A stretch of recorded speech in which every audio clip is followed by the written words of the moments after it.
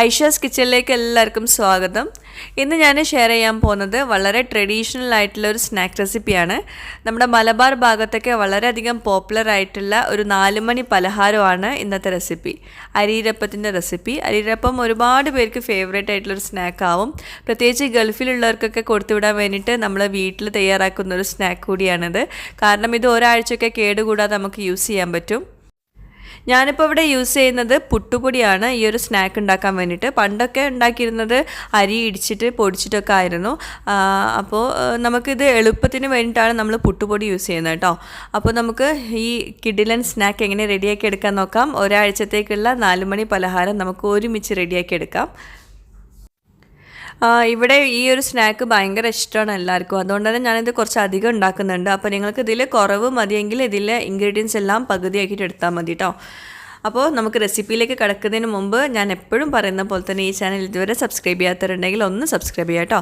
അവിടെ കാണുന്ന red subscribe button ഒന്ന് പ്രസ് ചെയ്യുക. അതിൻ്റെ കൂടെ ഒരു കുഞ്ഞു ബെൽ ഐക്കണും കൂടിയുണ്ട്, അതോടെ ഒന്ന് പ്രസ് ചെയ്യുക കേട്ടോ. അപ്പോൾ ഞാൻ വീഡിയോസ് അപ്ലോഡ് ചെയ്യുമ്പോൾ നിങ്ങൾക്ക് നോട്ടിഫിക്കേഷൻ വരും. അപ്പോൾ അങ്ങനെ വരുമ്പോൾ ഒരു വീഡിയോസും നിങ്ങൾക്ക് മിസ്സാവില്ല. അപ്പോൾ നമുക്ക് ഈ അടിപൊളി 4 മണി പലഹാരമായിട്ടുള്ള നമ്മുടെ അരീരപ്പം തയ്യാറാക്കാൻ എന്തൊക്കെ ചേരുവകൾ ആവശ്യമുണ്ടെന്ന് നോക്കാം. ഞാനിപ്പോൾ ഇവിടെ കറുത്ത ജീരകം ഒരു 1/2 ടീസ്പൂണോളം എടുക്കുന്നുണ്ട്. പിന്നെ ഇതിൻ്റെ കൂടെ നിങ്ങൾക്ക് വേണമെങ്കിൽ എള്ള് കൂടി യൂസ് ചെയ്യാം കേട്ടോ. ഒരു 1/2 ടീസ്പൂണോളം ഞാനിപ്പോൾ എടുത്തിട്ടില്ല. പിന്നെ ഒരു 1/2 ടീസ്പൂൺ വലിയ ജീരകം അല്ലെങ്കിൽ പെരുംജീരകം എടുത്തിട്ടുണ്ട്. പിന്നെ ഒരു 1/4 ടീസ്പൂൺ ഉപ്പ് ചേർക്കുന്നുണ്ട്. പിന്നെ ഇതിലേക്ക് നമുക്ക് 2 കപ്പ് പുട്ടുപൊടി വേണം. പുട്ടുപൊടി നല്ല തരിയുള്ള അത്യാവശ്യം കുറച്ചൊരു പശപ്പുള്ള പുട്ടുപൊടിയാണ് ഏറ്റവും ബെസ്റ്റ്. ഇതിപ്പോൾ പാക്കറ്റ് പുട്ടുപൊടിയാണ്. ഞാൻ സാധാരണയായിട്ട് ഈ അരീരപ്പം ഉണ്ടാക്കുന്നത് നമ്മുടെ വീട്ടിലുണ്ടാക്കിയിട്ടുള്ള പുട്ടുപൊടി കൊണ്ടാണ്. അതിവിടെ ഉണ്ടായിരുന്നു, പക്ഷെ ഞാനിപ്പോൾ പാക്കറ്റ് പുട്ടുപൊടിയാണ് യൂസ് ചെയ്യുന്നത്. കാരണം എല്ലാവർക്കും വീട്ടിലുണ്ടായ പുട്ടുപൊടി യൂസ് ചെയ്യണമെന്നില്ലല്ലോ. അപ്പോൾ അതുകൊണ്ട് പാക്കറ്റാണ് യൂസ് ചെയ്തിട്ടുള്ളത് കേട്ടോ. അപ്പോൾ ചിലപ്പോൾ നമുക്കതിലേക്ക് കുറച്ച് മൈദ ചേർക്കേണ്ടി വരും, നോക്കിയിട്ട് ചേർക്കാം. പിന്നെ ഞാനൊരു 3 വലിയ പീസ് ജാഗരി, അതായത് ശർക്കര ചേർക്കുന്നുണ്ട്. പിന്നെ 2 കപ്പ് തേങ്ങ, അതായത് നമ്മൾ എത്രയാണോ പുട്ടുപൊടി എടുക്കുന്നത് അതിനനുസരിച്ചിട്ട് തേങ്ങ എടുക്കണം, അത്ര തന്നെ എടുക്കണം. 2 കപ്പ് തേങ്ങ എടുത്തിട്ടുണ്ട്. അപ്പോൾ ഇനി നമുക്ക് ഈ അരീരപ്പം തയ്യാറാക്കിയെടുക്കാം. അതിനായിട്ട് ഞാനിപ്പോൾ ഇതുപോലൊരു പാത്രം ചൂടാക്കിയിട്ട് ആദ്യം കരിഞ്ജീരകവും വലിയ ജീരകം കൂടി ഒന്ന് വറുത്തെടുക്കുന്നുണ്ട്.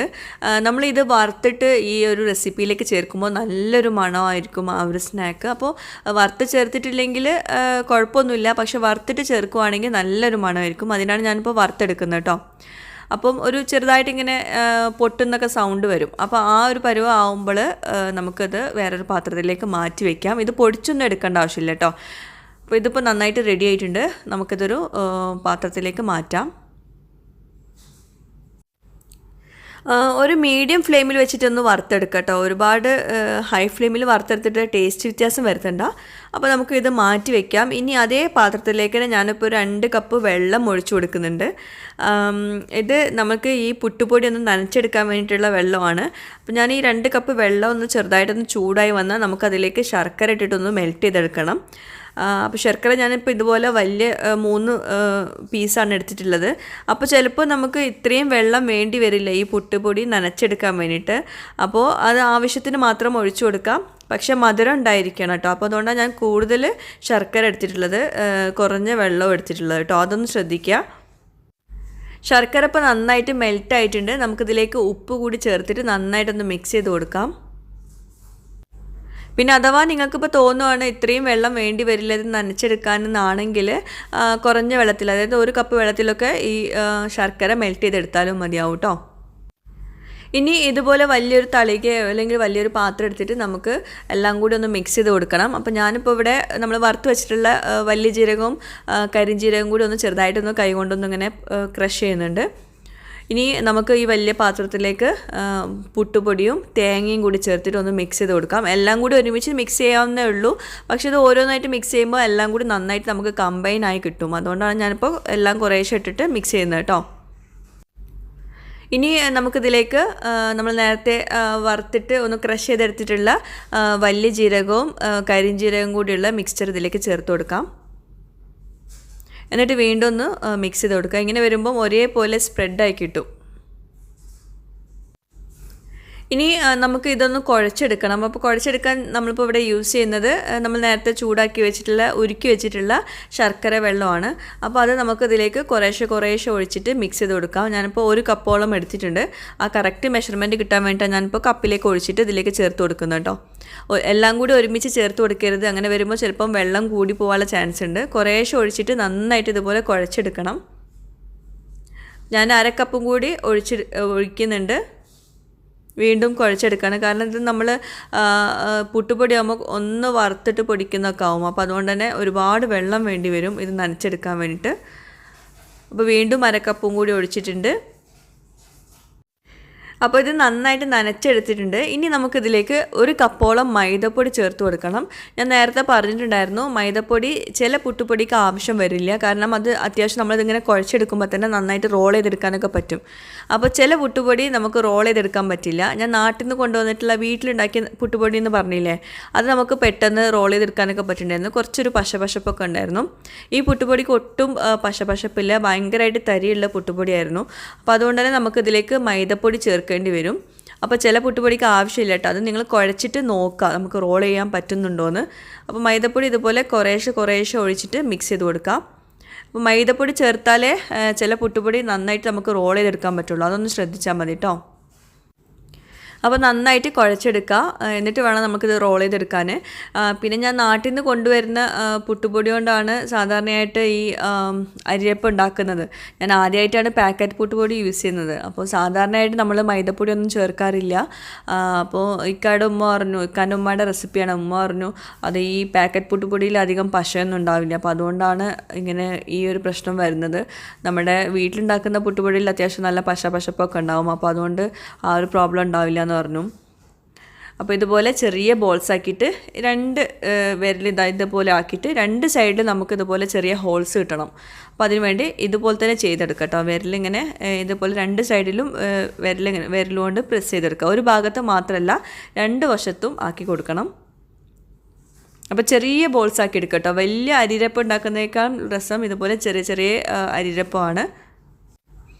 അപ്പോൾ ഇനി നമുക്കിത് ഫ്രൈ ആക്കി എടുക്കണം. അപ്പോൾ സാധാരണ നമ്മൾ സ്നാക്കൊക്കെ ഫ്രൈ ചെയ്യുന്ന പോലെ തന്നെ എണ്ണ നല്ലോണം ചൂടായ ശേഷം മാത്രം ഫ്രൈ ചെയ്യാൻ പറ്റുള്ളൂ കേട്ടോ. ഇത് പുട്ടുപൊടിയാണ്, അല്ലെങ്കിൽ നമുക്ക് ആ ഒരു വിചാരിച്ച ക്രിസ്പിനെസ് ഒന്നും കിട്ടില്ല.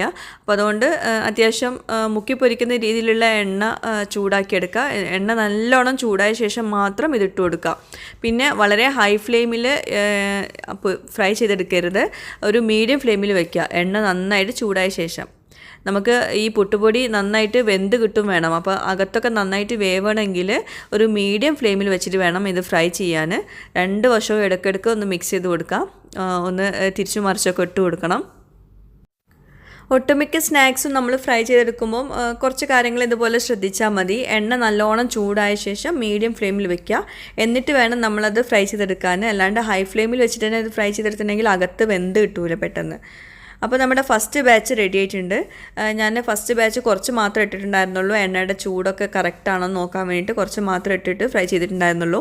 അപ്പോൾ നിങ്ങൾക്ക് ഈ അരിരപ്പം ഉണ്ടാക്കുമ്പം ഒരുപാട് ഒരുമിച്ചൊക്കെ ഫ്രൈ ചെയ്തെടുക്കാം കേട്ടോ. ഞാൻ ഇപ്പോൾ 2ാമത്തെ ബാച്ചൊക്കെ ഒരുപാട് ഇട്ടിട്ടാണ് ഫ്രൈ ചെയ്തിട്ടുള്ളത്. പിന്നെ ഇത് നിങ്ങൾ ഫ്രൈ ചെയ്യുമ്പം ഒരുപാട് ഡാർക്ക് ആക്കിയിട്ടൊന്നും ഫ്രൈ ആക്കി എടുക്കണ്ട. 2 വശവും ഏകദേശം കുക്കായിട്ടുണ്ടെങ്കിൽ നമുക്കിത് കോരി മാറ്റാം. നിങ്ങൾക്കിതിപ്പോൾ കോരി എടുക്കുമ്പോഴുണ്ടാവുന്ന ആ ഒരു കളറും പിന്നെ കുറച്ച് കഴിഞ്ഞിട്ടുള്ള കളറും കൂടി ഒന്ന് നോക്കിയാൽ തന്നെ മനസ്സിലാവും. കോരി എടുക്കുമ്പോൾ ഒരു ലൈറ്റ് ബ്രൗൺ ആണെങ്കിൽ കുറച്ച് കഴിഞ്ഞാൽ ഒന്നുകൂടെ ഡാർക്ക് ആവുന്നുണ്ട്. അപ്പോൾ അതുകൊണ്ട് വല്ലാണ്ട് ഡാർക്ക് ആക്കിയിട്ട് എടുക്കണ്ട കേട്ടോ. അപ്പോൾ അങ്ങനെ വരുമ്പോൾ കുറച്ചുകൂടെ കഴിഞ്ഞിട്ടുണ്ടെങ്കിൽ ഒന്നുകൂടെ ഭയങ്കര ഡാർക്കായി പോവും. അപ്പോൾ നമ്മുടെ അരിരപ്പം ഇപ്പോൾ ഫ്രൈ ആക്കി എടുത്തിട്ടുണ്ട്. നല്ല അടിപൊളി സ്നാക്കാണ്. ചായയുടെ കൂടെയൊക്കെ കഴിക്കാൻ പറ്റുന്ന നല്ല സ്നാക്കാണ്. ഈ ഒരു സ്നാക്കിൻ്റെ ഈ ഒരു ക്രിസ്പിനെസ് നമുക്ക് ഒരാഴ്ചയോളം ആ ഒരു ക്രിസ്പിനെസ്സിൽ തന്നെ കിട്ടും. ഇത് സോഫ്റ്റ് ഒന്നും ആവില്ല. ഇതിൻ്റെ പുറം ഭാഗം നല്ല ക്രിസ്പിയാണ്, അകത്ത് നല്ല സോഫ്റ്റാണ്. അതുകൊണ്ട് എല്ലാവർക്കും ഇഷ്ടപ്പെടുന്ന ഒരു സ്നാക്കാവും. നല്ല കറുമുറ കഴിക്കാൻ പറ്റുന്ന നല്ലൊരു സ്നാക്കാണ്. അപ്പോൾ ഇത് ഞാൻ പൊട്ടിച്ച് കാണിച്ചു തരാം എങ്ങനെയുണ്ടെന്ന്. ഇത് പുറത്ത് നല്ല ക്രിസ്പിയാണ്, അകത്ത് നല്ല സോഫ്റ്റാണ്. കണ്ടില്ലേ, നല്ല അടിപൊളി സ്നാക്കാണ്. പിന്നെ കുറച്ച് പേര് എനിക്ക് മെസ്സേജ് ചെയ്തിട്ടുണ്ടായിരുന്നു, 1-2 പേര് ഗൾഫിലേക്ക് കൊടുത്തുവിടാൻ പറ്റുന്ന നല്ല സ്നാക്ക് റെസിപ്പീസ് ഷെയർ ചെയ്യാൻ വേണ്ടിയിട്ട്. അപ്പോൾ ഈ ഒരു സ്നാക്കും ഗൾഫിലേക്ക് കൊടുത്തുവിടുന്ന ഒരു സ്നാക്ക് തന്നെയാണ്. ഒരാഴ്ചയൊക്കെ കേടുകൂടാതെ നമുക്ക് പുറത്ത് വയ്ക്കാം. പിന്നെ വേണമെങ്കിൽ ഇത് ഫ്രിഡ്ജിൽ വെച്ചിട്ട് യൂസ് ചെയ്യാം. ഫ്രിഡ്ജിൽ വയ്ക്കുമ്പോൾ ഒന്നുകൂടെ ഹാർഡായി പോകും കേട്ടോ. അപ്പോൾ മാക്സിമം ഒരാഴ്ചയാണ് ഇതിൻ്റെ ഒരു ഷെൽഫ് ലൈഫ് എന്ന് പറയുന്നത്. അപ്പോൾ അരിരപ്പം എല്ലാവരും ഒന്ന് ട്രൈ ചെയ്ത് നോക്കാം കേട്ടോ. നല്ല അടിപൊളി സ്നാക്കാണ്, എല്ലാവർക്കും ഇഷ്ടമാണെന്ന് വിചാരിക്കുന്നു. അപ്പോൾ വേറെ നല്ല അടിപൊളി റെസിപ്പിയുമായിട്ട് വരുന്നവരേക്കും ബൈ, താങ്ക് യു.